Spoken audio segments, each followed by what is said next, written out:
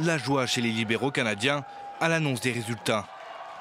Leur candidat Justin Trudeau décroche un second mandat de Premier ministre.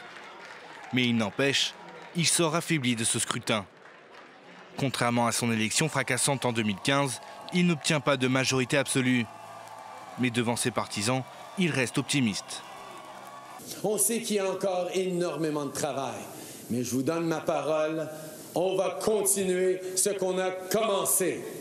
Parce que les libéraux savent, comme tous les Canadiens savent, qu'il est toujours possible de faire mieux. Mais le Premier ministre sortant le sait, il devra conclure des accords avec des petits partis pour former un gouvernement. Notamment avec les Verts ou le nouveau Parti démocratique de Jack Mitzing. Le parti de gauche devrait obtenir plus de 20 sièges de députés. Nous allons nous assurer que l'énergie que nous avons construite au cours de cette campagne continue afin que nous puissions jouer un rôle constructif et positif dans le nouveau Parlement que les Canadiens ont choisi. Du côté des conservateurs, c'est la déception qui domine. Annoncé au coude à coude avec les libéraux dans les sondages, le parti d'Andrew Scheer arrive certes en deuxième position, mais avec un écart de plus de 30 sièges.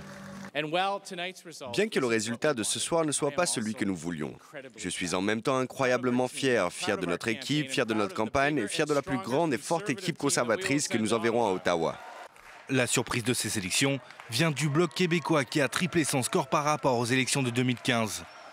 Avec ce résultat, le parti indépendantiste qui présentait des candidats uniquement dans la province de Québec devrait retrouver son statut de parti officiel à la Chambre des communes.